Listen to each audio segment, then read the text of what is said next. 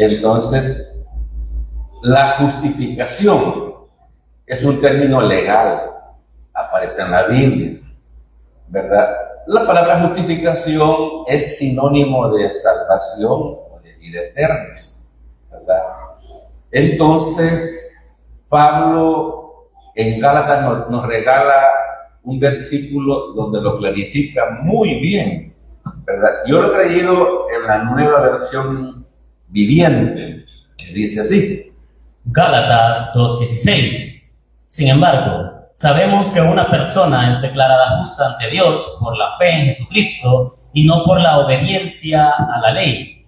Y nosotros hemos creído en Cristo Jesús para poder ser declarados justos ante Dios por causa de nuestra fe en Cristo y no porque hayamos obedecido la ley. Pues nadie jamás será declarado justo ante Dios mediante la obediencia a la ley.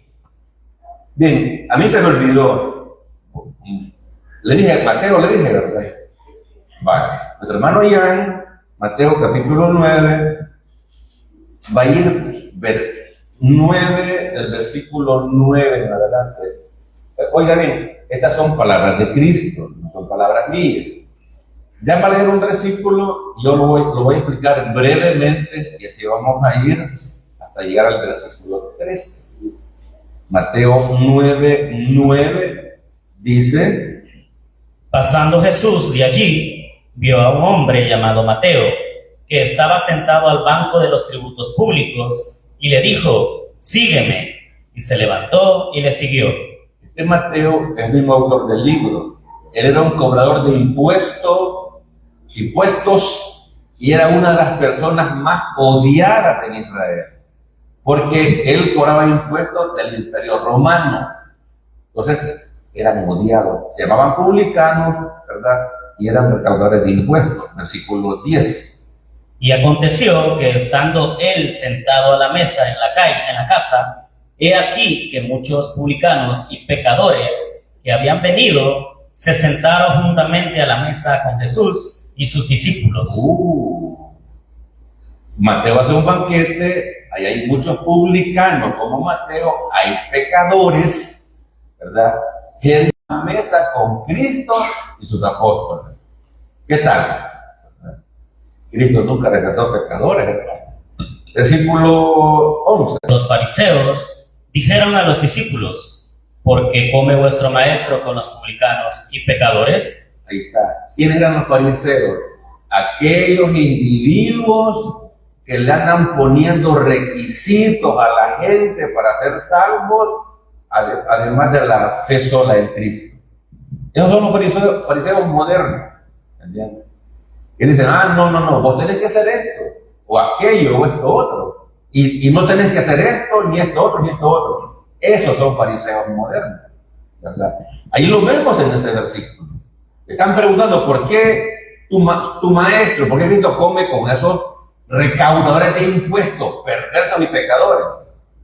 La respuesta de Cristo es monumental. Entonces, al oír esto, Jesús les dijo: los sanos no tienen necesidad de médico, sino los enfermos. ¿Es cierto esa verdad? Sí, ¿verdad? Los sanos no tienen necesidad de médicos, sino los enfermos. Es maravillosa parábola, hermano. Y Cristo le explica en el 13. Id, pues, y aprended lo que significa misericordia quiero, y no sacrificio, porque no he venido a llamar a justos, sino a pecadores al arrepentimiento. ¿Por qué dijo Cristo eso, hermano? Porque los fariseos se consideraban justos o justificados por las obras que hacían. Y Cristo les dijo: no, ustedes se creen justos, no les he venido a llamar a ustedes. He venido a llamar a pecadores. Y los fariseos y toda persona que cree que es salva por las cosas que hace y por las que deja de hacer, su fariseo, hermano. Porque no está dependiendo de Cristo, está dependiendo de su esfuerzo personal, de sus obras. Y ese es el problema que tenemos ahorita. Solamente hay dos tipos de iglesias evangélicas, donde se predica la salvación por Cristo, por la de Cristo, más una cosa o varias cosas, o la salvación por fe en Cristo solo, sin agregarle nada. Y usted puede escoger. Mi obligación es presentarle a Cristo y a Cristo crucificado, que murió por todos sus pecados. Y si usted cree que eso es muy fácil, puede buscar una iglesia donde le agreguen algo a eso. Tiene que diezmar, tiene que quitarse el bigote, y también la barba. Otra vez. Ya anda muy peludo, que no parece cristiano. Ya anda maquillada, Entonces, hermano, estos religiosos se consideraban ellos mismos justos.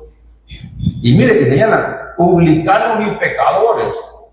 ¿Acaso no somos pecadores todos? ¿Acaso usted no peca todos los días? Con sus pensamientos, con sus palabras, con sus hechos, con lo bueno que usted puede hacer y no lo hace. O sea, yo estoy intentando establecerlo a usted como pecador. Porque Cristo no vino a salvar personas que no pecan, sino pecadores. Cristo no vino a salvar a justos, sino a pecadores. ¿Me entiende? Entonces hay que declararse un pecador, uno, para que la sangre de Cristo pueda limpiarle de todos los pecados pasados, presentes y futuros. Espero que me haya entendido, ¿verdad? Y si no, después del culto podemos platicar, no hay problema. El mismo versículo, en otra versión, Gálatas 2:16. Sabemos muy bien que Dios solo acepta a los que confían en Jesucristo y que nadie se salva solo por obedecer la ley. Nosotros mismos hemos confiado en Jesucristo para que Dios nos acepte por confiar en Él, porque Dios no aceptará a nadie solo por obedecer la ley. Esta traducción se llama traducción lenguaje actual. Le escogí entre 10 versiones diferentes, ¿verdad? Todo con la intención de que usted entienda, ¿verdad? Que todas las versiones bíblicas dicen lo mismo, ¿verdad? Es al ser humano que le cuesta entender. ¿Sabe por qué, hermano? Yo fui a 2 seminarios bíblicos, me gradué de uno de ellos, y no enseñan estas cosas porque no las saben. En los seminarios lo que se encargan es de graduar cada año, ¿verdad? Tantas personas, porque eso les da réditos a ellos. No se interesan por aprender la doctrina de la salvación, ¿verdad? Se llama soterología. Usted ahí en su teléfono puede buscar en Google qué es la soterología. Ahí le va a decir la IA. ¿Qué es eso? La salvación por fe sola. Para que vea que no es invento mío. Pues. Hasta la IA es inteligente. Los que predican es que no son inteligentes, no lo han entendido. Y ahí lo tienen, solo de copiar y pegar, pero si no lo creen ellos, ¿cómo lo van a enseñar? Si ellos no lo han enseñado. Pero bueno, vamos a caminar. La necesidad de la justificación ante Dios. Literal A.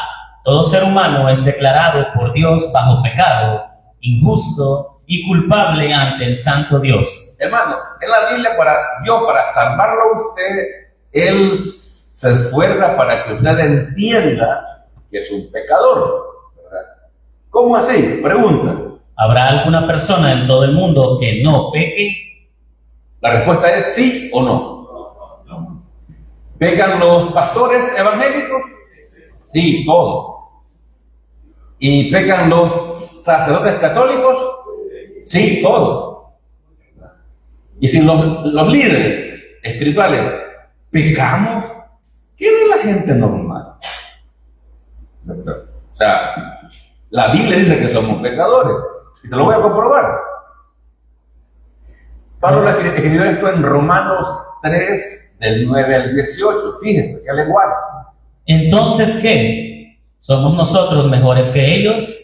De ninguna manera, porque ya hemos denunciado que tanto judíos como griegos están todos bajo pecado. Pablo va a enseñar la justificación por gracia y primero nos dice esto. Ya hemos denunciado que tanto judíos como no judíos, ahí entramos nosotros, no judíos, todos están bajo pecado. Pablo, ¿y por qué sos tan grosero que decís eso? ¿Qué hacemos los humanos para que nos consideres pecadores?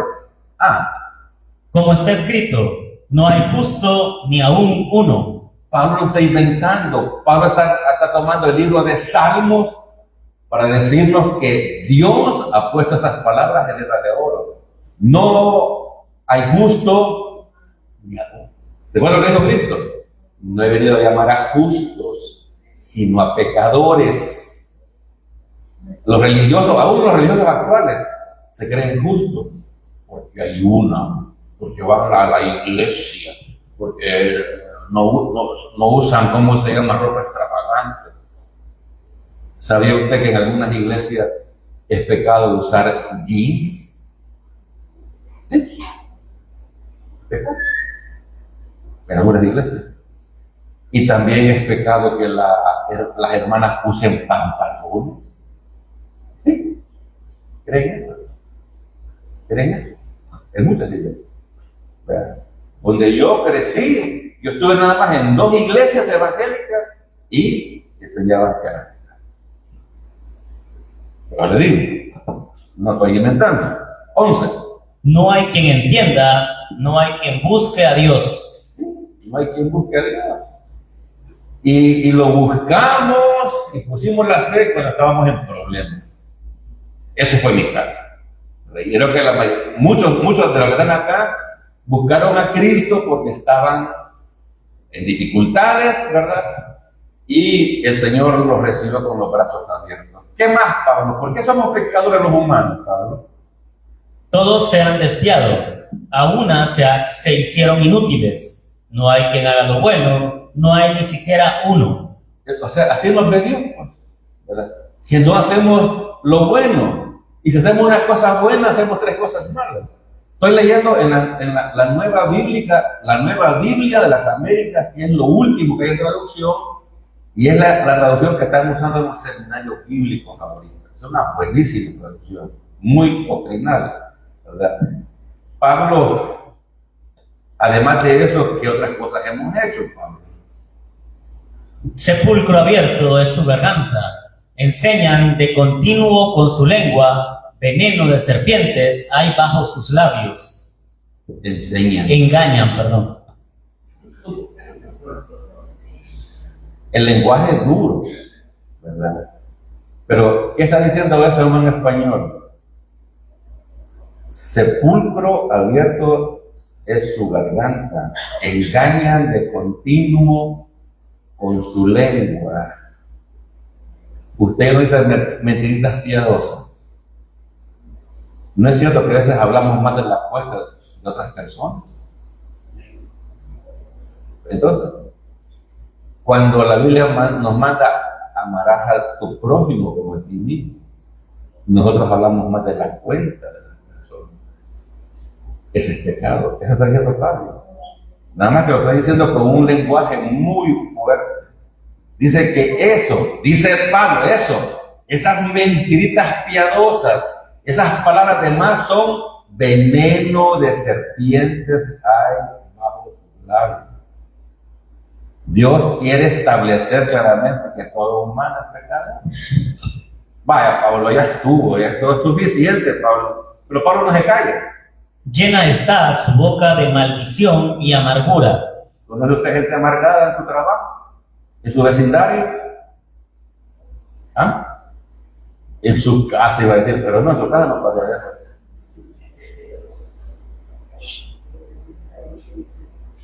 Eso hay. Sus pies son veloces para derramar sangre. En algunos casos, de la violencia. Destrucción y miseria hay en sus caminos. Sí. y la senda de paz no han conocido. Bien, hermano, si algunos creyentes no estamos viviendo una vida de fe, de paz y de descanso, ¿qué de los incrédulos, hermano? Por eso es muy popular allá afuera consumir, ¿me entiendes?, sustancias prohibidas para que la gente se pueda relajar. No tienen paz. No tienen paz.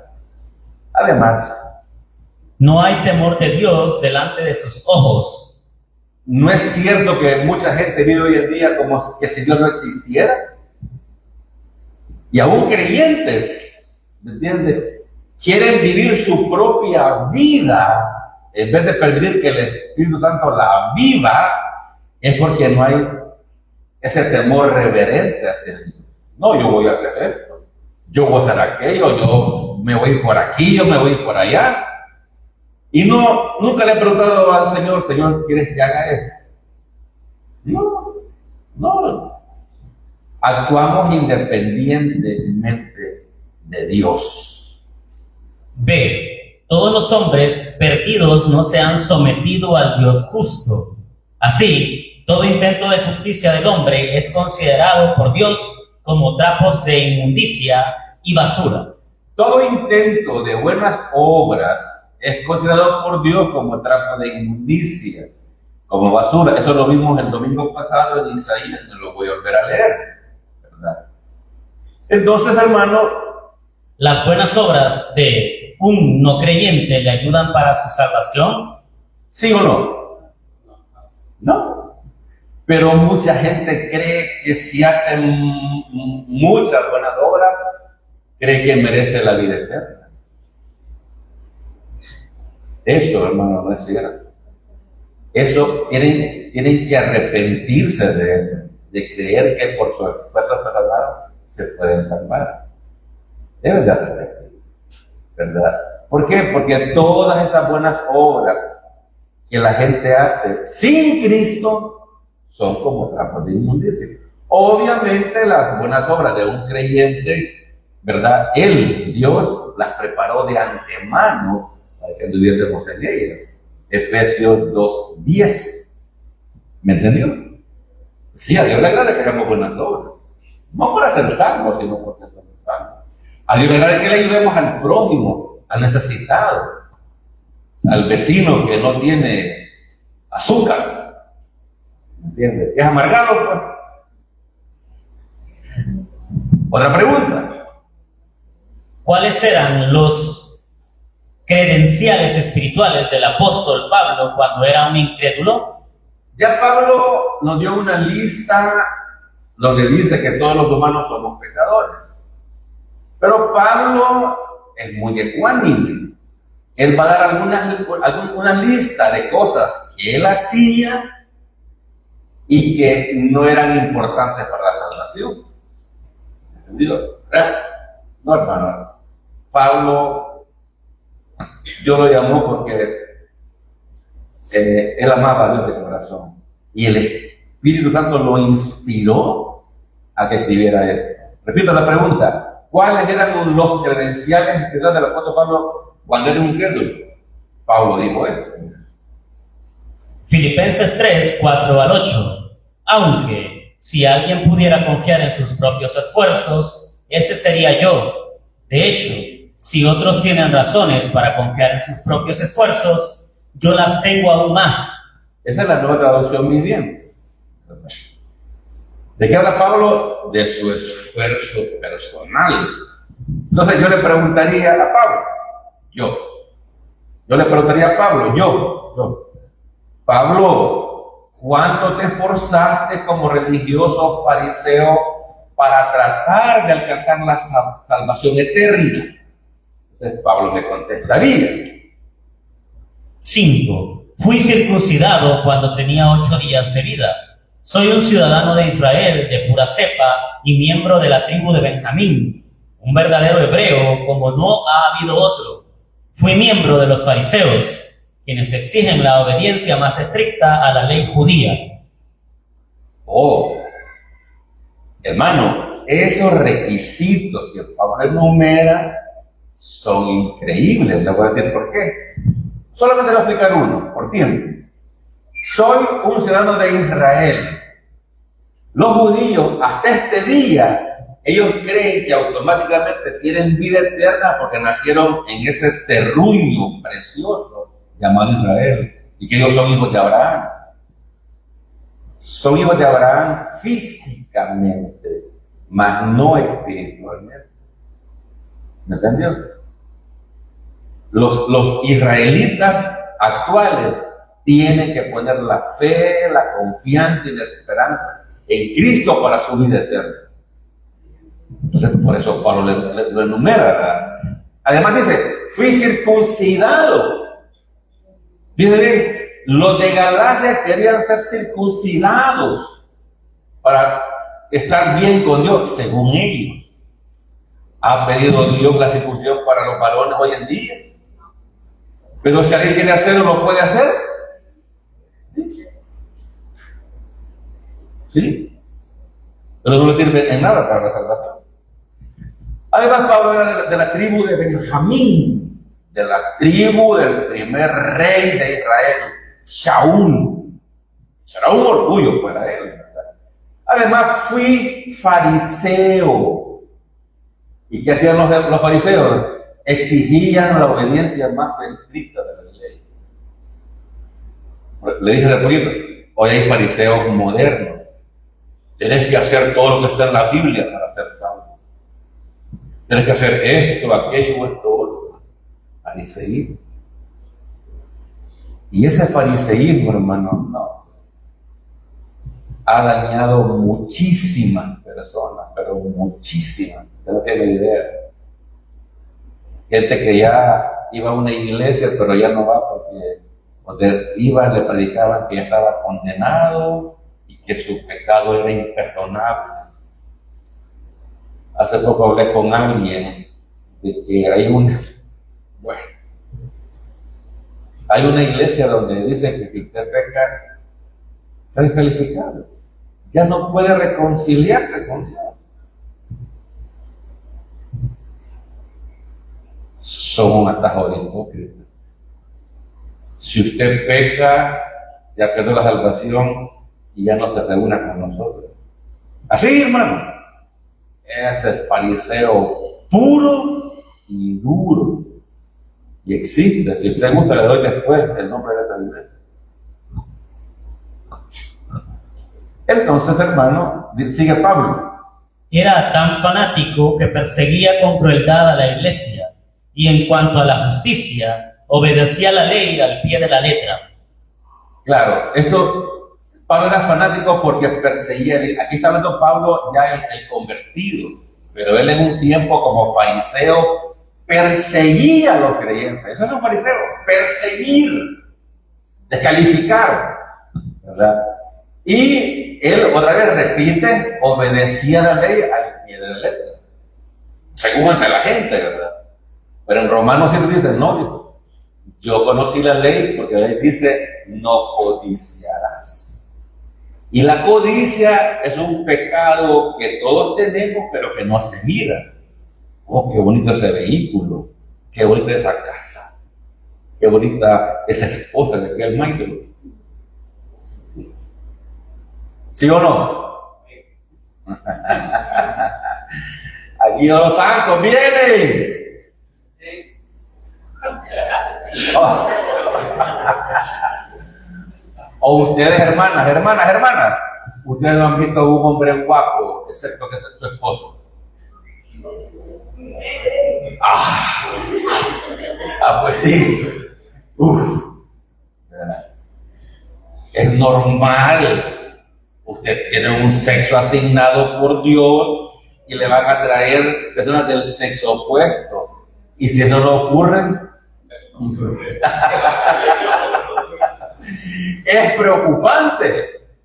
Entonces lo normal es que a usted le atraigan personas del sexo opuesto. Así que ya, relájese, ¿verdad? Ya a partir de cuando salga de aquí ya va bien relajadito. Muy bien. Pablo, y además de todo eso que nos ha dicho, ¿qué más existe, hermano? Antes creía que esas cosas eran valiosas, pero ahora considero que no tienen ningún valor debido a lo que Cristo ha hecho. Fíjese que, como yo aquí predico, hermano, algunos pastores lo saben, pero no lo hacen porque los van a correr de la iglesia. Y ellos de ahí viven, de ahí alimentan a sus familias. Yo no, hermano. No, ¿entiendes? El día que me quieran votar, ¿verdad? Yo con gusto agarro mi bicicleta y me voy para la casa. Hay que quede. ¿Quién quiere quedar después del pastor?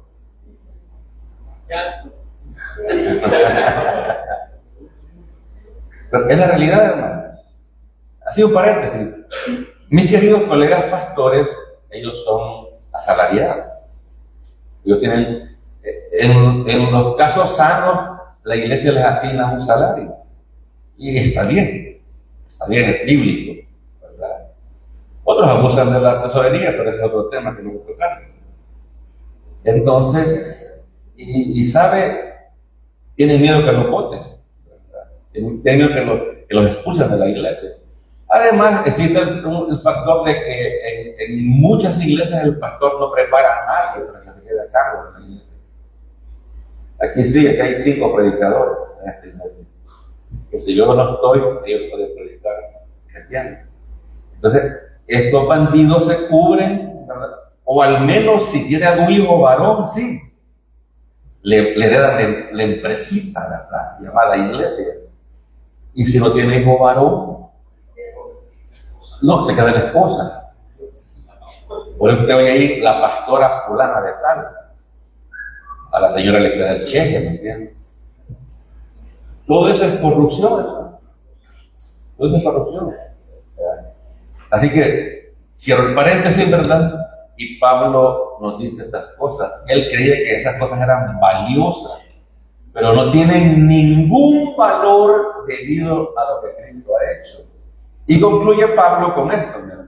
Así es, todo lo demás no vale nada cuando se le compara con el infinito valor de conocer a Cristo Jesús, mi Señor. Por amor a Él, he desechado todo lo demás y lo considero basura a fin de lograr a Cristo. Entonces, para Pablo todo eso era basura. Otra traducción dice palabras más fuertes, ¿verdad? Diciendo, entonces no me sirve para la salvación. Es por la fe sola en Cristo solamente. Muy bien. 2. La definición de la justificación ante Dios. A. Justificación es un término forense o legal que significa simplemente ser declarado justo. En el contexto de la salvación, no significa ser hecho internamente y progresivamente más justo. La pregunta que viene a la mente cuando yo predico de esta manera dice, ¿y entonces cuál es el lugar apropiado de las buenas obras? Que se lo explico.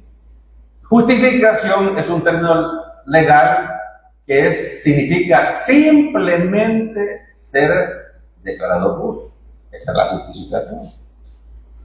En el contexto de la salvación no significa ser hecho interna y progresivamente justo, porque eso se llama santificación. Y la santificación es un proceso que dura toda la vida, y a través del Espíritu Santo, a través de las Escrituras, y depende de usted. Entre más le da la palabra y entre más la obedece, usted se está santificando por el poder del Espíritu. Yo ahí no puedo hacer nada, es más, Dios no puede hacer nada. De ahí el fenómeno de que algunos creyentes eligen quedarse niños en Cristo, inmaduros en Cristo. ¿Por qué? Porque no saben ni lo básico de las Escrituras. No lo saben. Por ejemplo, a veces yo pongo aquí algunos versículos que es primera vez en su vida que usted los oye. Lo digo con respeto. Leímos Mateo 9 hace poco. Primera vez que oía esto. Yo no he venido a llamar a justos, sino a pecadores. Cristo lo dijo.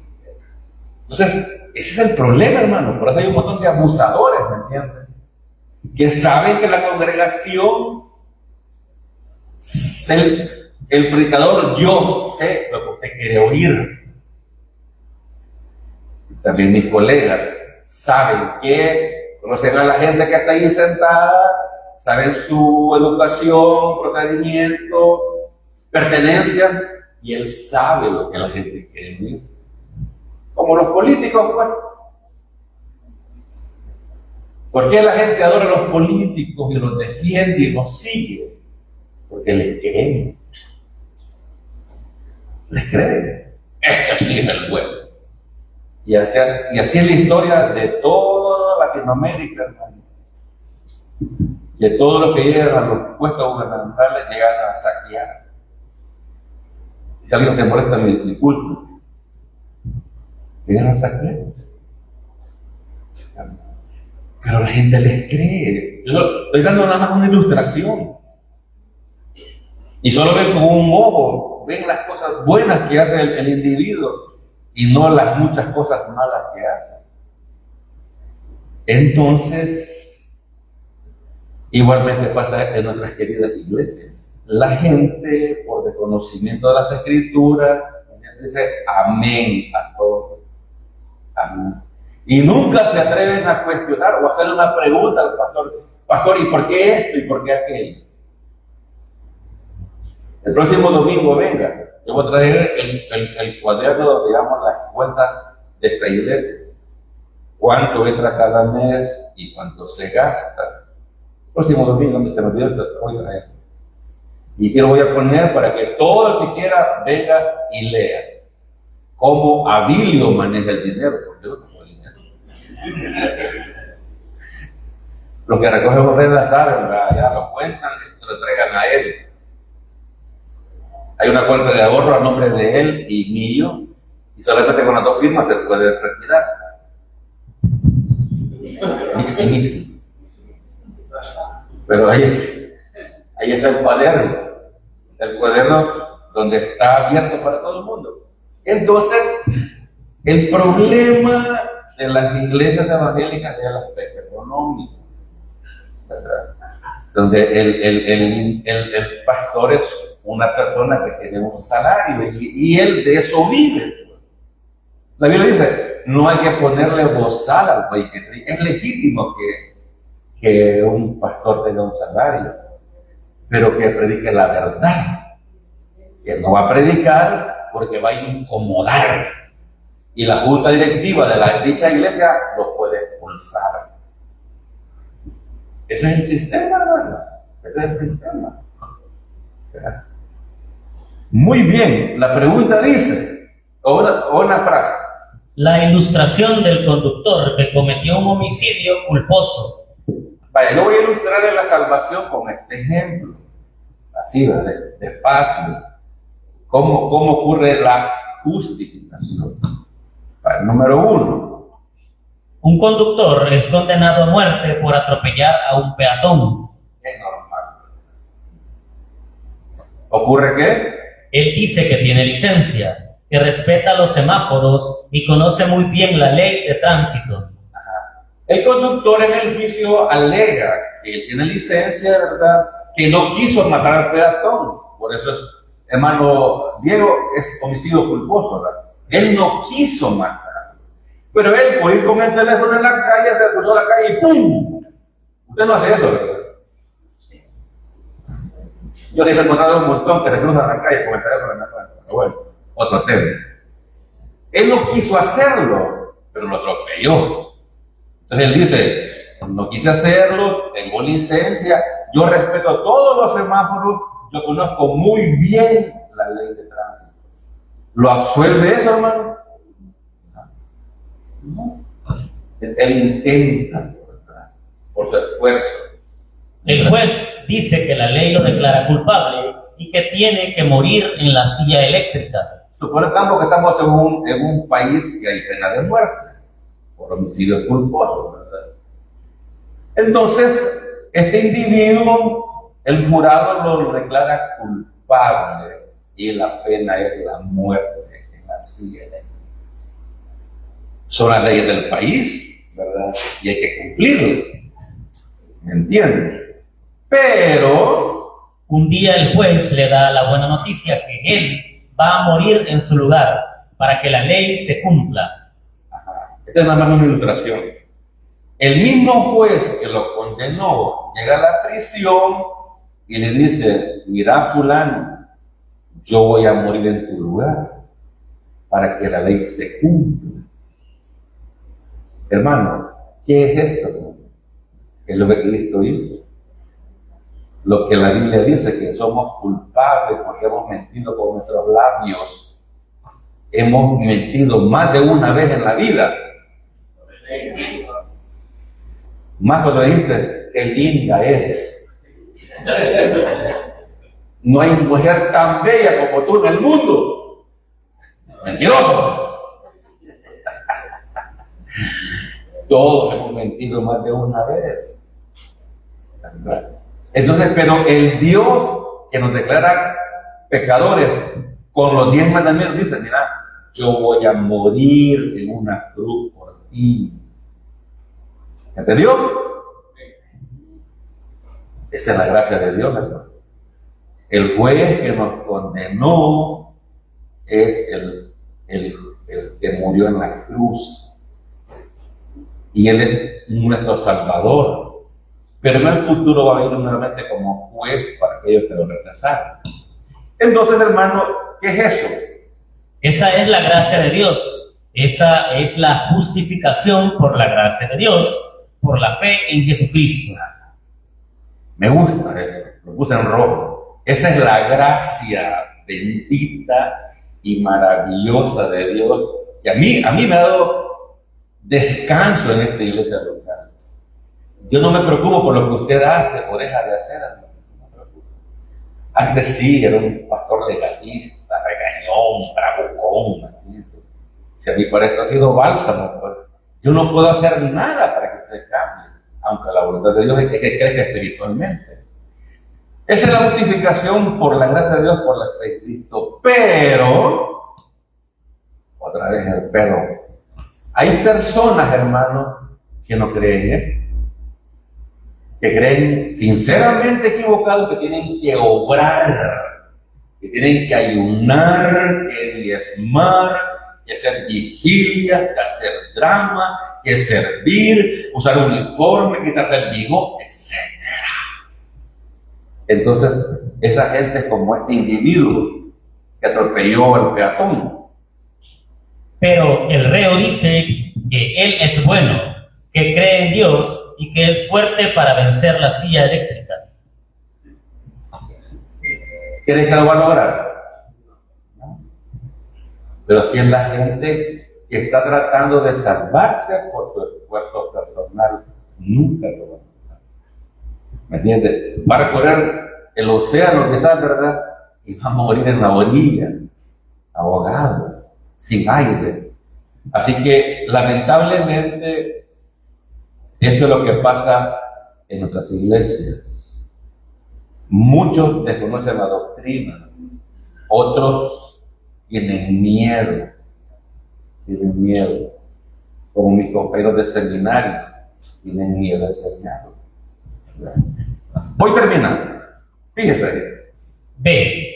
La justificación involucra más que el perdón de los pecados, involucra la imputación de la justicia de Dios a causa de nuestra unión posicional con Cristo en el momento de la salvación. La justificación involucra más que el perdón de los pecados, involucra la imputación de la justicia de Dios a causa de nuestra unión posicional con Cristo en el momento que pusimos la fe. ¿Está usted de acuerdo conmigo en que todos los humanos nacemos pecadores? Que a los niños no se les enseña que sean rebeldes, ni malas palabras, ni malcriados, pero ellos son así. ¿Por qué? Porque heredaron el pecado ¿de quién? De los padres. Es porque cuando Adán y Eva pecaron, el pecado de Eva se nos imputó a todos, se nos colocó a todos. Por eso ya nacemos pecadores los seres humanos. No hay escuelas para hacer, donde les digan a uno ser pecador. Ya nacemos así, ¿verdad? Pero cuando pusimos la fe en Cristo Jesús, ¿entiendes? La justicia de Cristo se nos puso a nuestra cuenta. ¿Entiendes? Entonces Dios el Padre nos ve en Cristo Jesús como si nunca hubiésemos cometido un pecado. Eso se llama imputación. Se lo voy a explicar. Se lo voy a explicar. Este es el creyente, este es Cristo Jesús. Cuando usted puso la fe en Cristo, usted fue colocado en el cuerpo de Cristo. Ahora, ¿a quién ve? Dios Padre, ¿quién ve? Ve a Cristo Jesús, ¿verdad? Esa es la justicia imputada en nosotros. Por eso la salvación es eterna y segura. Porque usted, que ha puesto la fe, usted está en Cristo. Usted es parte del cuerpo de Cristo, como lo dice Efesios. Pero para terminar, yo solamente quiero mostrarle esas dos citas. 1 Corintios 1:30. Mas por él estáis vosotros en Cristo Jesús, el cual nos ha sido hecho por Dios sabiduría, justificación, santificación y redención. Le explico. Mas por él, él es Dios Padre. Mas por Dios Padre estáis vosotros en Cristo. Entonces, ¿qué es eso de estar en Cristo? Somos parte del cuerpo de Cristo, el cual nos ha sido hecho por Dios justificación, santificación posicional y redención. ¿Qué es redención? Es que alguien hizo un pago completo, ¿verdad?, por nosotros. Así que usted está en Cristo. Por eso me gusta más que yo estoy en Cristo, mejor que cristiano o creyente. No, yo soy parte del cuerpo de Cristo. La última cita. 2 Corintios 5:21. Al que no conoció pecado, por nosotros lo hizo pecado, para que nosotros fuésemos hechos justicia de Dios en él. Exacto. O sea que cuando digo que se nos ha imputado la justicia de Cristo, es que todo lo que Cristo hizo, todas las buenas obras, ¿me entiendes?, es como que si nosotros lo hubiéramos hecho. ¿Cumplió Cristo la ley completamente? Sí. Nosotros estamos en Cristo, es como que si hubiésemos cumplido toda la ley. Por eso dice Pablo en Romanos 8:1, ya no hay ninguna condenación para los que están en Cristo. Usted está en Cristo. Entonces, este es el evangelio de redención, de salvación, de justificación. No como en otras partes, que lo van a condenar por su peinado, por su ropa, por su maquillaje. Al que no conoció pecado, Cristo Jesús, por nosotros Dios Padre lo hizo pecado, para que nosotros los creyentes fuésemos hechos justicia de Dios en Él. O sea, todo lo que Dios demanda, usted lo cumple porque está en Cristo Jesús. Oremos, por favor. Padre amado, te damos gracias, Señor,